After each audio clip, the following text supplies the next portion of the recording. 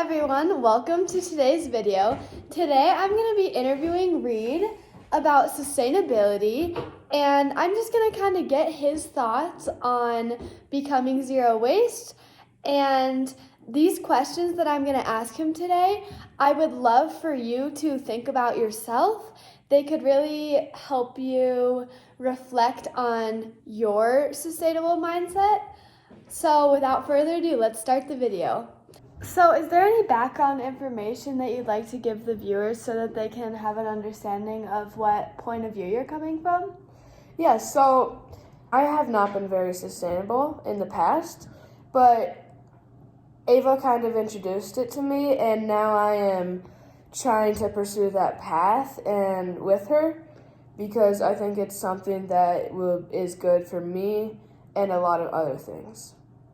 Have you ever thought about your personal footprint on the environment? Has that ever came to mind? Probably not as much as I should have, but yes, a little bit. I usually think of my footprint either when I'm doing something pretty bad for the environment or when I'm doing something good. Can you give me an example of some things that you do and you know that you're doing something good? Yeah, this past year I started growing a lot of plants, and I think that's pretty good for the environment. Then I'm trying to buy stuff for more sustainable businesses like that plant trees and stuff.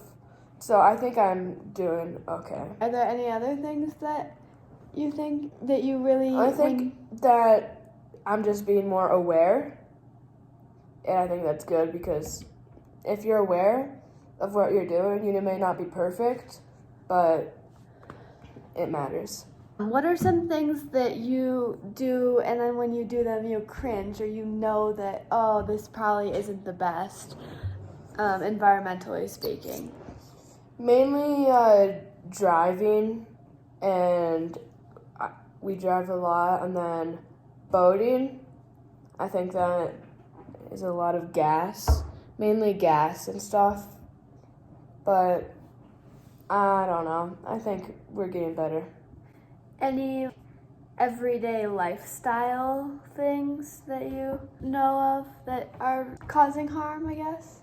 Probably consuming, buying things that have plastic packaging and stuff and plastic materials. And when you do those things, do you think about it or is it more an I try to. An afterthought? Probably more of an afterthought. Yeah, okay. And what is something that sounds really hard or that turns you away from zero waste? It's hard changing your lifestyle. We've kind of been really into not being zero waste and not being sustainable. I mean, we've not been horrible, but it's hard to directly change. You kind of have to ease into it. So you mean a complete switch is what seems really hard and just going from extreme opposites? Exactly. What are some things that motivate you or make sustainability appeal to you? I really like the earth how it is, and I want to be sustainable, and I don't want it to change into a worse place. Do you have any questions for me?